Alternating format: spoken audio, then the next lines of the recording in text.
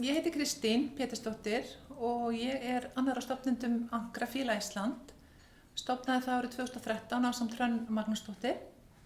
Ástæðan fyrir við stofnum Ankra í rauninni að við komum hérna í sjávarklasann og hér í sjávarklasanum ótrúlega mikil orka og hér mikið verið að hugsa og tala fullnýtingu og við erum svolítið inspíreraðar af því og þegar að hann Þór Sigfússon, stofnandi sjávarklasans, kynnti okkur svo fyrir kollageni að það væri hægt að búa til kollagen úr fiskiroði.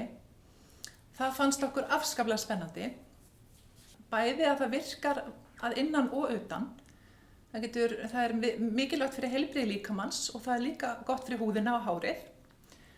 Og með þessa heildarhugsun, okkur fannst þetta ný nálgun, það var heildarhugsun í fegurð og hreysti. Og við, eins og ég segi, urðum svo inspíreraðar, við ákváðum bara að stofna fyrirtæki. Og við hjá Fíla Ísland erum með fæðubótaefni. Þau eru aðalega búin til úr kollageni og kollagenið kemur úr fiski sem bara veiddur umhverfis Ísland. Og þarna erum við með einstakt hráefni í höndunum sem hefur skilað okkar í ótrúlega góðum og hreinum vörum, áhrifaríkum vörum. Eins erum við með drykk á markaði sem við gerðum í samstarfi við Ölgerðina, Collab, sem þýðir Collaboration. Og hann hefur verið ótrúlega vinsæll og gaman að sjá að einn vinsælasti drykkur landsins skuli vera með fiski í. Það er mjög skemmtilegt.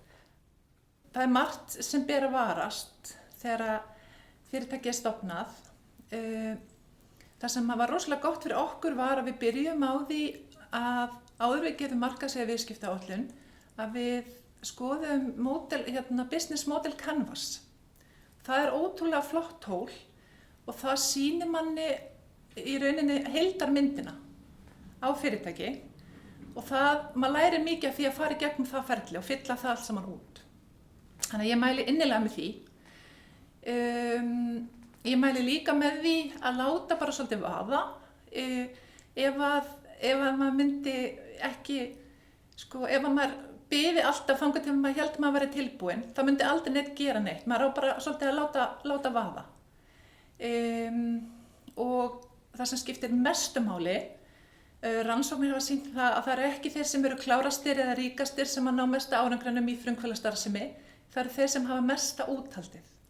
Maður þarf að finna þetta þetta af hverju ég að þessu, finna neistan og svo bara að hafa úthald og trúa á sjálfum sér og sínu fyrirtæki.